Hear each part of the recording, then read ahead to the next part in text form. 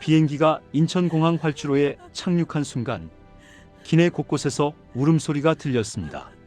누군가는 창밖을 보며 울었고 누군가는 서로 손을 잡고 울었습니다. 며칠 동안 혹시 전쟁이 터지는 건 아닐까? 그 공포 속에서 버텼던 사람들이었기 때문입니다. 중동 정세가 급격히 악화되면서 두바이에 발이 묶였던 한국인 372명이 마침내 한국으로 돌아왔습니다. 그들이 탑승한 비행기는 에미레이트 항공 EK322편, 미국과 이스라엘의 이란 공습 이후 처음으로 운항된 두바이발 인천행 직항편이었습니다. 그렇다면 두바이 현지에서는 무슨 일이 있었던 걸까요?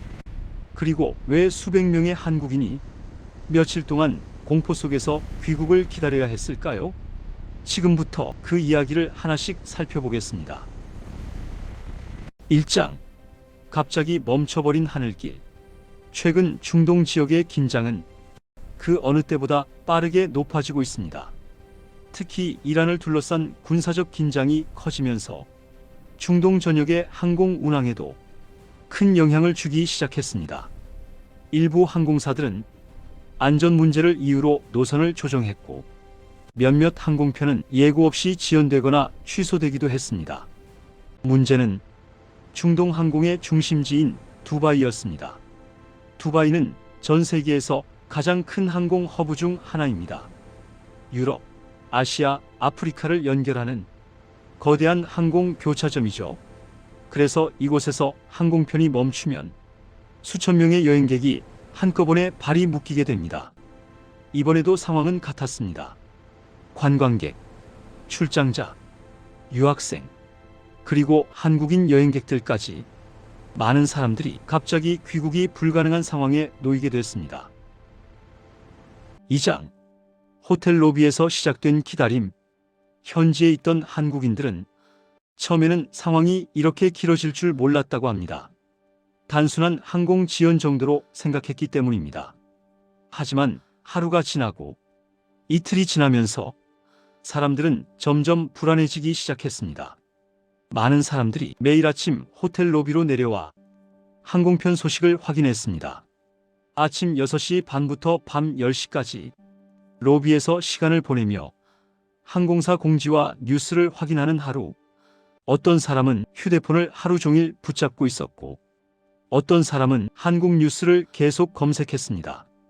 귀국 날짜는 계속 미뤄졌고 언제 돌아갈 수 있을지 아무도 알 수 없었습니다. 3장. 현지에서 느낀 공포. 며칠 뒤 현지 분위기는 더 긴장되기 시작했습니다.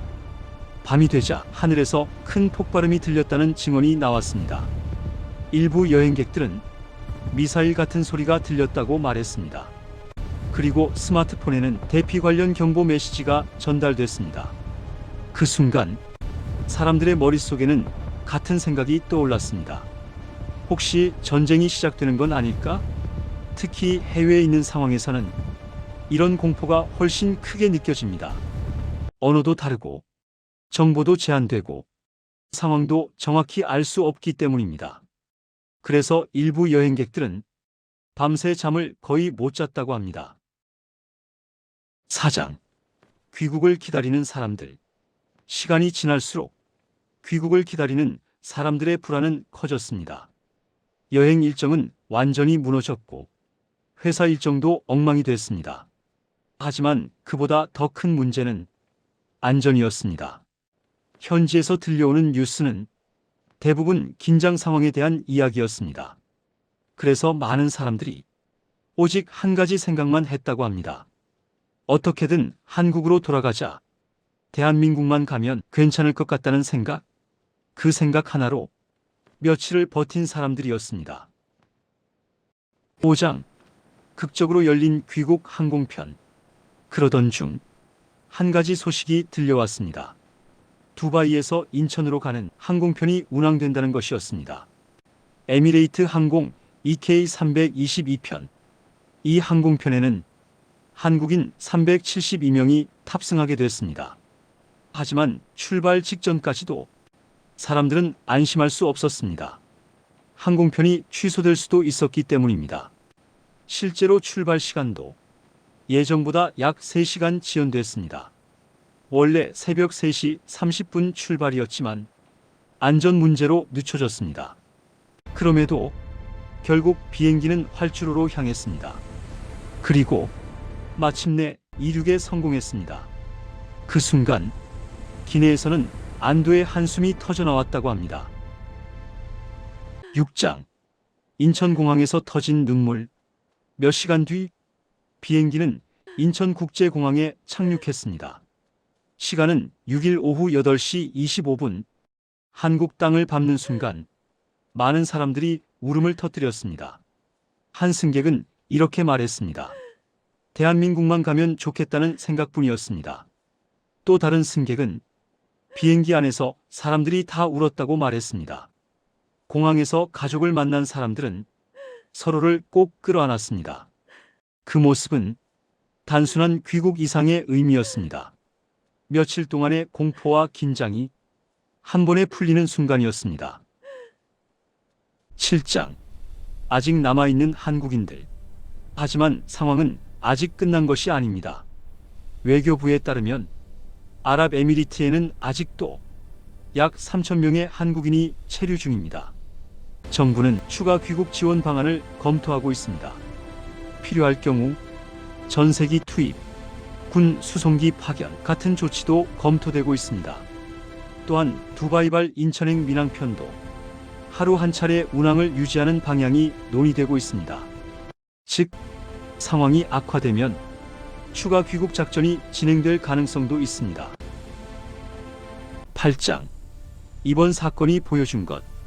이번 사건은 단순한 여행 문제가 아닙니다. 국제 정세가 우리의 일상에 얼마나 큰 영향을 미칠 수 있는지를 보여주는 사건입니다. 평범한 여행객이었던 사람들이 갑자기 전쟁 가능성을 걱정해야 하는 상황에 놓였습니다. 그리고 그들은 한국 땅을 밟는 순간 깨달았습니다. 집으로 돌아오는 것이 얼마나 소중한 일인지 말입니다. 중동 정세는 여전히 불안정합니다. 앞으로 상황이 어떻게 전개될지는 아직 아무도 확신할 수 없습니다. 그래서 이 지역의 긴장을 계속 지켜볼 필요가 있습니다. 평범한 여행이 생존을 걱정해야 하는 시간이 됐던 며칠. 그리고 한국 땅을 밟는 순간 터져나온 눈물. 이번 사건은 많은 사람들에게 집으로 돌아간다는 것, 그 의미를 다시 생각하게 만들었습니다. 앞으로 중동 정세가 어떤 방향으로 흘러갈지 계속 지켜봐야 할 것 같습니다. 오늘 이야기 어떻게 보셨나요? 중동 정세가 더 악화될 가능성이 있다고 보시는지, 아니면 곧 안정될 거라고 보시는지, 여러분의 생각을 댓글로 남겨주세요.